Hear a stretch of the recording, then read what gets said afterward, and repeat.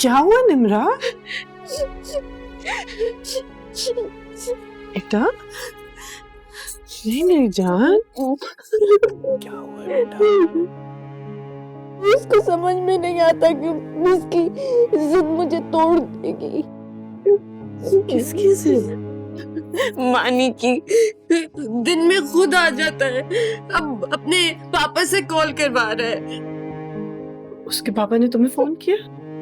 क्या कहा उन्होंने?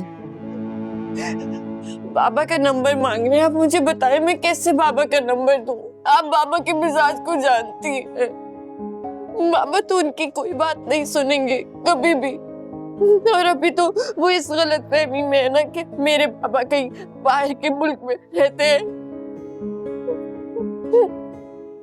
मैं नहीं चाहती कि बाबा से बात हो और वो पैसा तक करके इंसल्ट करे। अम्मी प्लीज आप भी कभी नई नंबर दीजिएगा प्लीज। बस बस, इतनी परेशान मत हो, कुछ नहीं होगा।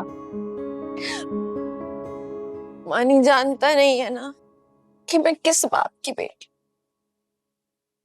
जो वक्त आने पर मेरी वल्दियत से मुकर सकता है। निम्रा, इतनी बड़ी बात कैसे करती तुमने? मैंने आपको कभी बताया नहीं, लेकिन अब शायद सही वक्त है बताने का। मानी को यही होता है ना कि मैंने कभी मोहब्बत का एतराफ कैसे नहीं किया। आप भी सोचती होंगी कि मानी की बेइंतहा मोहब्बत के बावजूद मैंने अपने दिल को पत्थर कैसे किया। तो उसकी वजह है मोहित आकिब का कजन है और मैंने बहुत सोच समझकर तुम्हारा रिश्ता मान दिया है। लेकिन बाबू मैं पहले मेरी बात मुकम्मल होने दो। खाला ने तुम्हें पाला है, इसका मतलब ये नहीं है कि अब हर इख्तियार उसी का है। मत भूलो कि तुम्हारी वल्दियत में नाम मेरा ही लिखा है, और अगर तुम मुझसे मेरा इख्तियार वापस छीनोगी तो मैं तुमसे अपना नाम वापस ले लूंगा। और फिर तुम और तुम्हारी खाला दोनों दुनिया को कैसे यकीन दिलाएंगे कि तुम किसकी औलाद हो?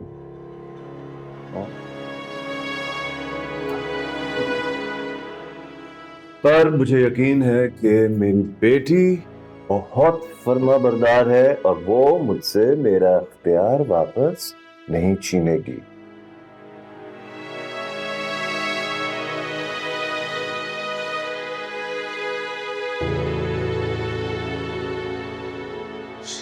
मुझे उस दिन समझ में आ गया था कि अगर मेरा बाप मुझसे इतनी घटिया बात कर सकता है तो उसने ना जाने आपको कैसे कैसे मजबूर किया।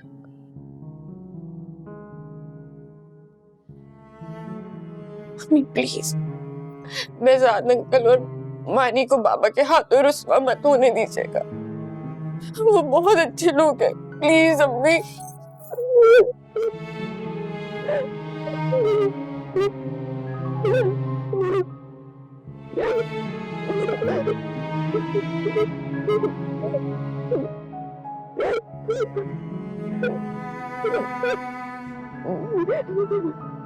मुझे तो पहले ही खौफ था। तानिया ने आने के बाद एक बार भी वापसी का जिक्र नहीं किया। तानिया ने हमेशा मुझे शर्मिंदा किया। तुम सोच नहीं सकती हो आसिम से बातें मैंने किस तरह सुनी है। आसिम को चाहिए था कि वो हमें बताता, हम समझाते दानिया को। कसूर उसका भी है। बेहजाद से डिवोर्स के वक्त भी बहुत समझाया था मैंने उसे। तानिया ने हमेशा खुद को सेल्फिश साबित किया है। मैं आज तक बेहजाद से नजरें नहीं मिला पा रहा, अब ये कारनामा अंजाम दे दिया है। मुझे तो उसी दिन शक हुआ था जब नवाल ने मुझे बताया कि वो उसके साथ बेहजाद को डिस्कस करती है।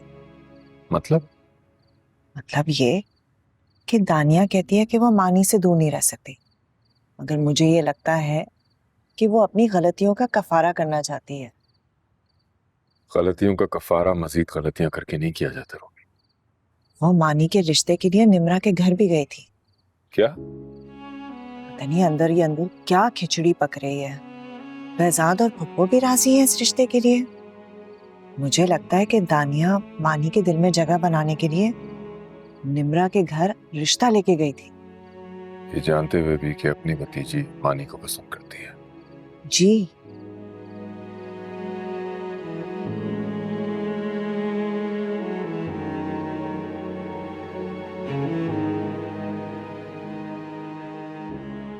वो आपको सच बता देना चाहिए था। अम्मा अब्बा बहुत हर्ट हुए हैं। सच बता देती तो सब लोग मुझे इस कदर बातें सुनाते कि बस। पता है वो दोनों इतना प्यार करते हैं आपसे, भला क्यों बातें सुनाते हैं आपको?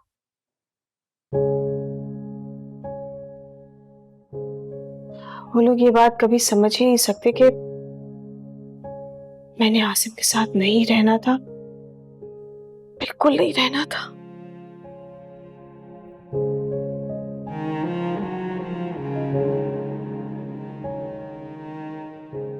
I'm so sorry Pappu.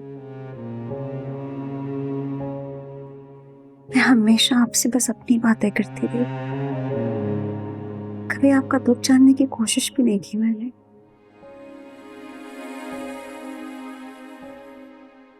सो के मेरी जान, तुम्हें परेशान होने की जरूरत नहीं है। मैंने ये बात किसी से इसलिए नहीं शेयर की कि मुझे आसिम का दुख था, बल्कि मुझे लगता था कि मेरे अपनों का रवैया बदल जाएगा मुझसे। क्यों किसी का रवैया बदलेगा आपके साथ?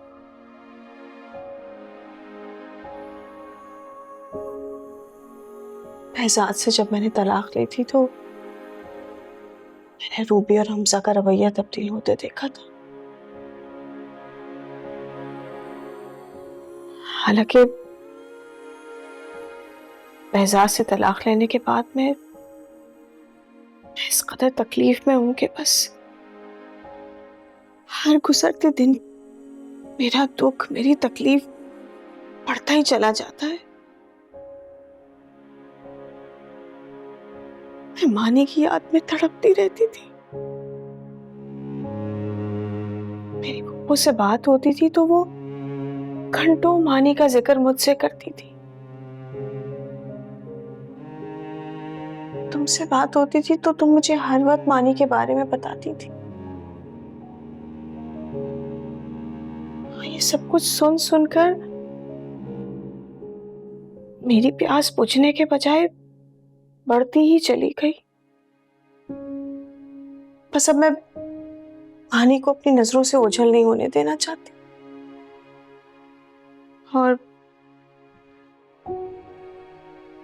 मुझे अंदाजा ही नहीं था कि फैजाद को छोड़कर मैंने अपना इतना बड़ा नुकसान कर लिया।